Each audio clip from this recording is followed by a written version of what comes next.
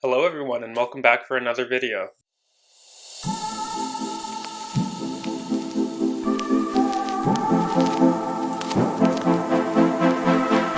I was trying to come up with some ideas of videos to make for you guys, and I saw this video where someone talked about their 2026 no-fly list, where basically they went over things that they aren't letting fly in 2026, and I loved the video idea, so I wanted to make one of my own. So I was going over things that I had learned about myself, learned about other people, and just reflecting on things that I let fly in the past and things that I ended up regretting. So let's get into it. Okay, the first thing that I will not be letting fly in 2026 is people with a superiority complex. For those of you who don't know, a superiority complex is when someone acts as if they are better, smarter, or more important than others. And I just wanted to say, you guys, there is a difference between walking with your head held high and walking with your nose in the air. Growing up, I had a family member who would almost treat us as if we were their slaves, but they would cushion it with a thank you afterwards. And I just wanted to say thank you to my mom, because my mom would always, when it would happen, would immediately speak up and defend her kids and be like, "You're not treating my kids like that."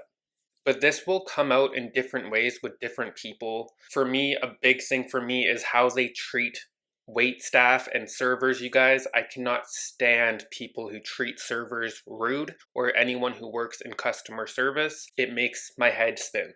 I was once on that side of the counter, so I understand, and I will never. Another way that this might show up in someone is when you mention a goal. For example, you want to start a business, and immediately they respond with a goal of their own, but it's more bigger, more impressive. This could also look like your successes being reframed as luck or privilege, or minor, with their own achievements being framed as exceptional. If you're dealing with someone like this, you guys, and you can't get rid of them for whatever reason that may be, there's a couple things that you guys can do. The first thing is protect your private life and energy. Another thing that you guys can do is let go of this person emotionally, because most likely they won't change. Another thing on this list that I will no longer be accepting moving forward is the bare minimum effort from others. When you plan a lunch or you plan to meet up with someone and you have a agreed upon time that you both are going to be there, and they are constantly late every time, you guys, that tells you something. I wanted to share a little bit of a backstory here. I remember there was a time when I visited my grandparents with someone, and my grandparents, they basically said, "Oh, I hear you're working at a bank now. How is that going?" The person who was with me, in a way, hijacked my moment of telling my story, and they framed it in a way that was supportive, but they took over and told my story from their narrative. And they were basically like, "Oh yeah, he's doing really good. He's done X, Y, and Z. I'm so proud of him." Instead of sitting back and allowing me to have my moment and to share my story with my grandparents, you guys, it was bare minimum effort of support from this person. That's just one example, you guys. This can look like a variety of different things. Not showing up at important milestones or important celebrations in your life, you guys. These are very bare minimum effort things. And it's also very weird energy from people that you have in your life, you guys. Another thing that's on my no-fly list, you guys, is weaponized incompetence. So this is people who act or pretend like they can't figure something out just so you do it for them. And I honestly think this, in a way, comes down to people with victim mindsets who are always wanting to be seen as someone who needs help. In a way, this is the damsel in distress, so to speak. So they do this so you are invested mentally, emotionally, and physically into their situation, so they no longer have to take accountability for their own actions in their own life. Now it's on you. The next topic, you guys, and this one is probably my favorite one because I think it's overlooked a lot of the time, and that is boomer asking. I'm sure we've all experienced this at one time or another, you guys. What it is when someone asks you a question, appearing curious or conversational, but immediately they turn the question back to themselves, or they dominate the conversation with their own story. rather than genuinely listening to your answer. For example, let's say you're out for lunch with someone and you're like, oh, I just bought this new car. And immediately they take over the conversation and they're like, oh, I bought my car last year. Let me tell you everything about it. And your conversation, your experience about buying your new car never really gets told. It's very one sided, you guys. It's very self centered. It's very draining, honestly. I will not be moving forward with these types of people. Moving on. Next up, you guys, is decoding as a default.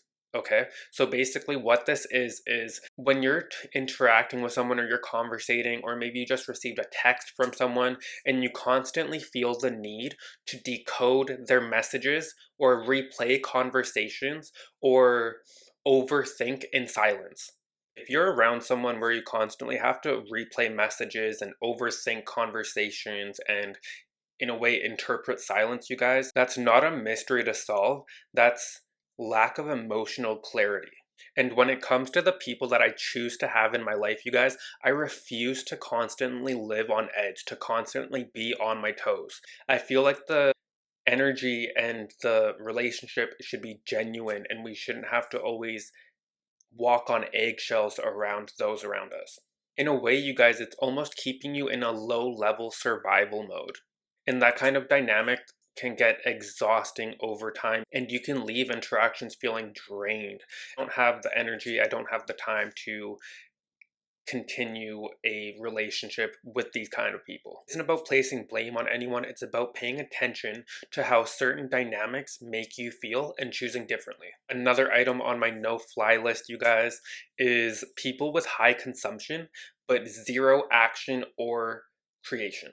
So I'm sure we've all experienced someone in our life where they may watch self-improvement videos or listen to podcasts, but their life never really changes.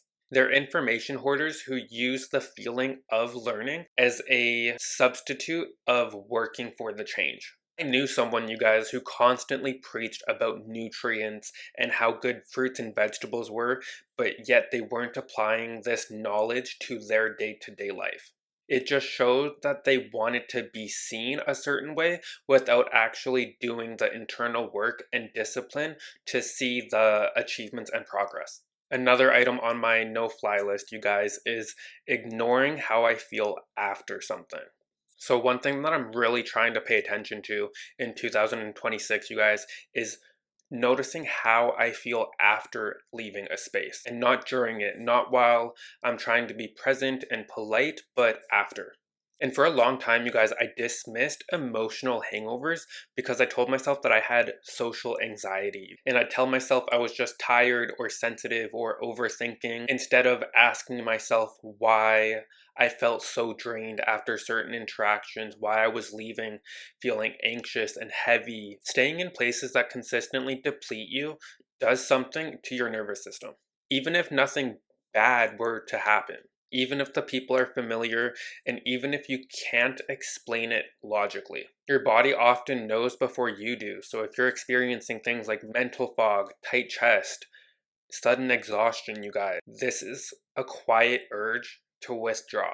I am not interested in second guessing my nervous system, you guys. It is there for a reason. It is trying to tell me something. I need to stop ignoring it. If I feel like after interacting with someone or after hanging out with a group of people, I feel like I have to recover rather than leaving feeling grounded and energized, you guys, that tells you something. So in 2026, you guys, I'm definitely trusting my nervous system moving forward. I wanted to end this on a positive note, you guys, and I wrote down a couple of things that I will be letting in to 2026, things that I will be letting fly. The first thing is growth aligned connections, you guys.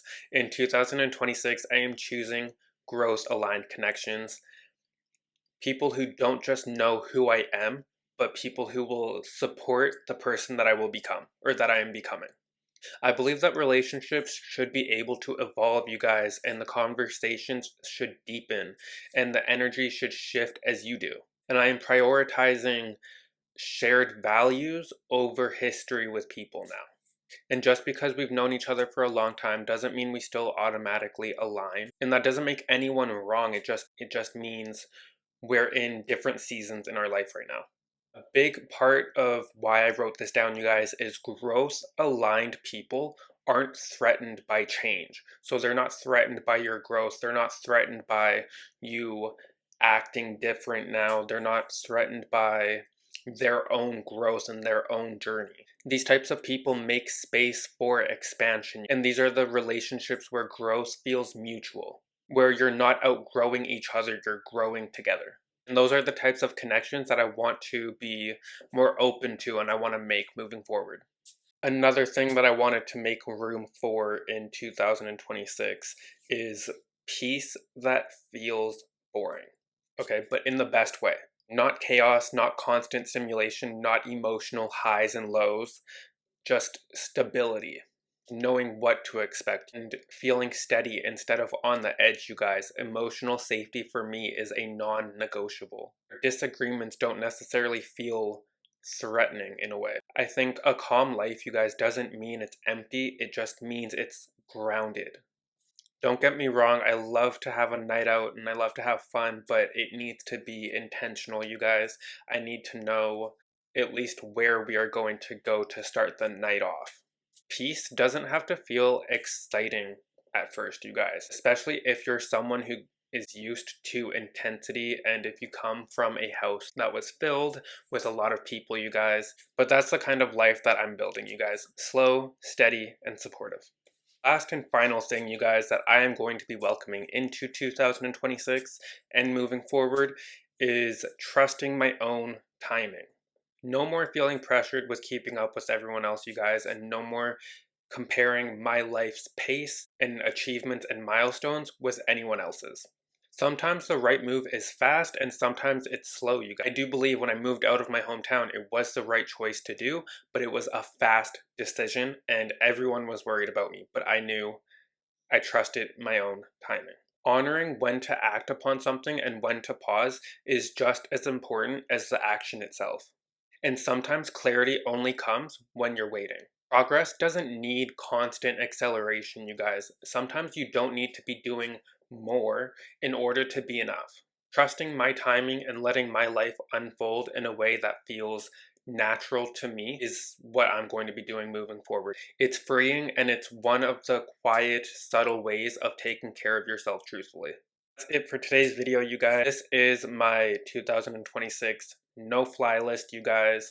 The habits, the energies, the people that I will not be allowing, as well as what I'm inviting into 2026 and what I'm going to be giving a top priority. I would love to hear what your guys' no-fly list looks like.